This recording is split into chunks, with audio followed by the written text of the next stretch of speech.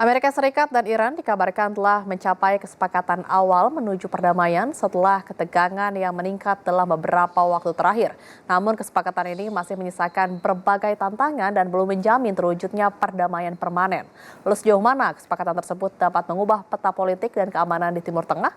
Kita akan ulas lebih dalam bersama Guru Besar Hukum Internasional Universitas Indonesia, Profesor Hikmahanto Juwana. Terima kasih Prof sudah bergabung dengan Jopos TV. Terima kasih, selamat malam.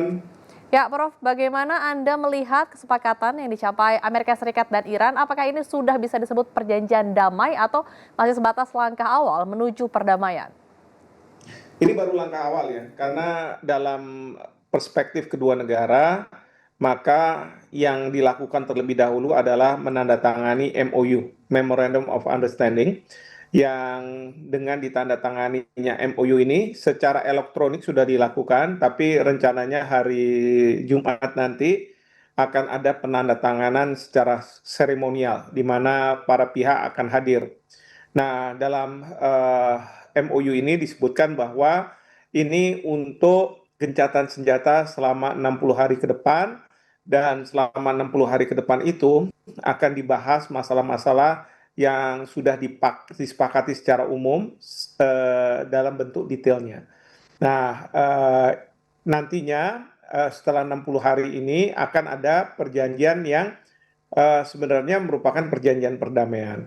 Nah, ini memang dikasih waktu 60 hari, tapi ada ketentuannya yang mengatakan bahwa namun demikian bisa diperpanjang sesuai dengan kesepakatan dari para pihak.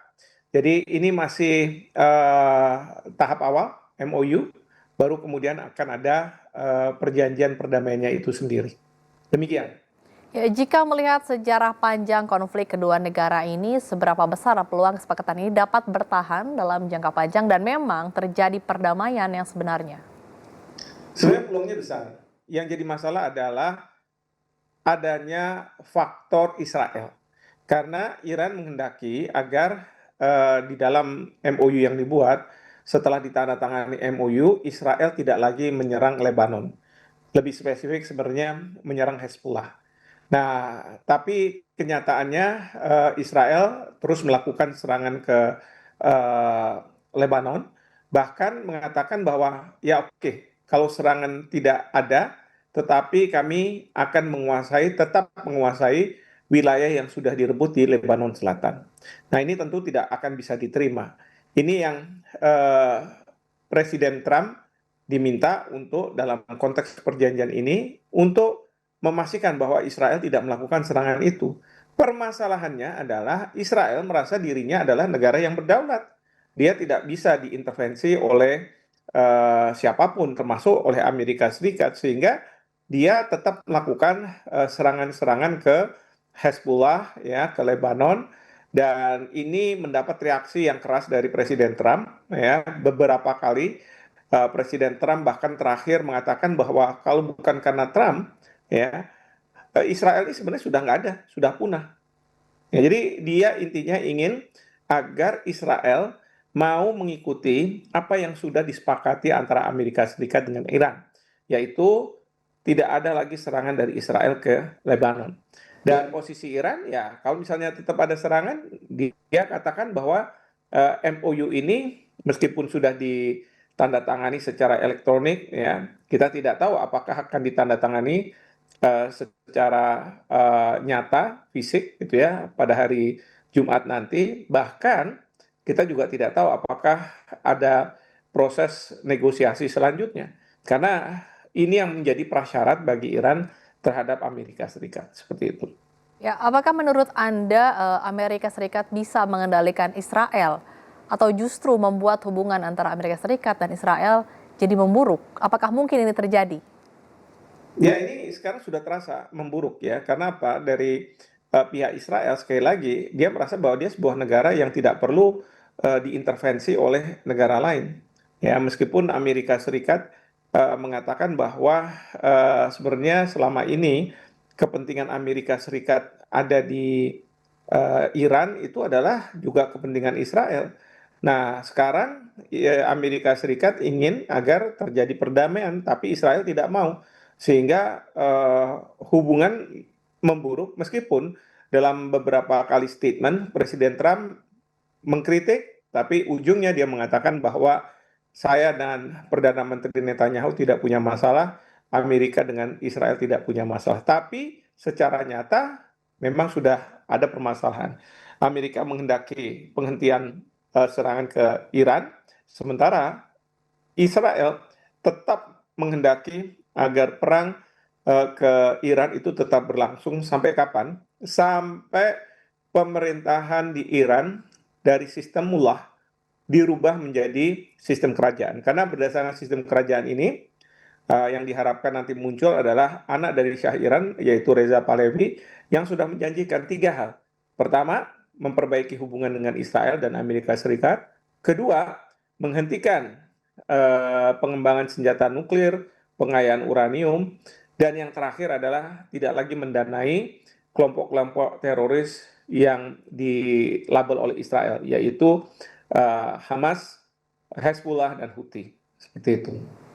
Ya, barusan disinggung juga oleh Prof. Namun untuk perjanjian damai atau MOU yang nanti akan disepakati oleh Iran dan juga Amerika Serikat, apakah program nuklir Iran yang selama ini menjadi sumber utama ketegangan sudah cukup terakomodasi dalam kesepakatan tersebut?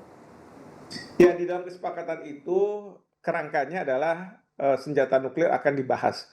Dan harapannya adalah Iran nantinya harus mau bekerja sama dengan IAEA, dan kemudian juga Iran sudah berjanji untuk tidak mengembangkan senjata nuklir. Sebenarnya sejak tahun 2002, kalau saya tidak salah, Ali Khamenei sebagai pemimpin tertinggi di Iran sudah mengatakan bahwa pengembangan senjata nuklir, pengayaan uranium adalah tindakan yang haram, ya, sehingga Iran tidak melakukan itu. Jadi sebenarnya tidak ada masalah, ya.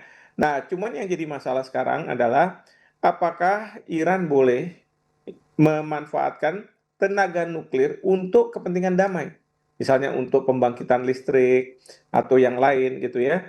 Ini yang oleh Amerika Serikat dia menghendaki bahwa Iran sama sekali tidak boleh uh, bersinggungan dengan nuklir, meskipun itu untuk tujuan damai dan itu untuk jangka waktu 20 tahun ke depan. Nah, ini yang masih dinegosiasikan. Kalau sama sekali tidak mungkin. Tapi Iran menghendaki paling tidak 10 tahun ke depan, oke, Iran tidak akan bersentuhan dengan nuklir, meskipun untuk kepentingan damai. Tapi ini sekali lagi, ini yang harus dinegosiasikan. Termasuk juga nuklir yang sudah diperkaya, begitu ya. Ini juga menjadi pembahasan. Yang jelas kalau Iran menyerahkan ke Amerika Serikat, Iran tidak mau. Mungkin kesepakatan di dalam perjanjian itu adalah didilusi, ya, artinya dicairkan sehingga sudah tidak lagi menjadi ancaman bagi Israel. Jadi itu kesepakatan-kesepakatan, termasuk juga kesepakatan bahwa Iran menghendaki uang yang selama ini katakanlah di freeze, dibekukan oleh Amerika Serikat itu harus segera dicairkan. Itu ada sekitar 24 miliar US dollar. Belum lagi Iran juga tadinya menghendaki agar dana kompensasi, ya, perampasan perang karena sudah membuat Iran luluh lantak, itu dia tadinya minta Amerika Serikat memberikan kompensasi sampai 400 miliar dolar, tapi ditolak. Akhirnya Amerika Serikat mengatakan kita akan menyediakan fund, ya, biaya, nanti itu asalnya bisa dari macam-macam negara termasuk negara-negara Teluk yang akan digunakan untuk Iran melakukan rekonstruksi terhadap Iran. Jadi itu yang saya baca dari MOU yang memang saya harus buat disclaimer bahwa saya tidak tahu apakah ini yang resmi yang akan ditandatangani atau tidak, tapi saya sudah membaca, ya, MOU yang ada. Ya, jika kesepakatan ini berjalan sesuai rencana, kemudian bagaimana pengaruhnya terhadap stabilitas politik dan keamanan di kawasan Timur Tengah, Prof? Ya, yang pasti adalah dalam salah satu pasal di dalam MOU ini ada ketentuan bahwa Amerika Serikat akan segera menarik pangkalan militer mereka, ya, para prajurit mereka yang ada di negara-negara Teluk. Nah, ini memang keinginan dari Amerika Serikat di bawah Trump untuk menarik pasukan-pasukannya yang ada di mancanegara, termasuk yang ada di Jerman kemarin sudah 5.000 orang, mungkin di Jepang, Korea Selatan, dan sekarang mungkin juga ini menjadi alasan bagi Trump untuk menarik pasukannya. Nah, kalau misalnya benar ini terrealisasi, terwujud, maka tentu Iran tidak akan melakukan serangan lagi ke negara-negara Teluk, ya. Tetapi yang menjadi poin kekhawatiran itu sebenarnya dari pihak Israel, karena dari pihak Israel dia akan melihat bahwa sekarang banyak negara-negara di Timur Tengah itu yang akan melakukan serangan ke Israel. Itu yang paling dikhawatirkan oleh Israel. Tapi dengan adanya sebenarnya pasukan Amerika Serikat di negara Timur Tengah, Israel itu agak tenang karena kalau misalnya dia mendapat serangan dari pihak Amerika Serikat akan lebih cepat untuk melakukan serangan dari negara manapun di Timur Tengah, termasuk kemarin Iran. Nah, jadi ini yang akan merubah lanskap dari geopolitik di Timur Tengah seperti itu. Ya, terima kasih telah bergabung bersama Jopos TV, Guru Besar Hukum Internasional Universitas Indonesia, Profesor Hikmahanto Juwana.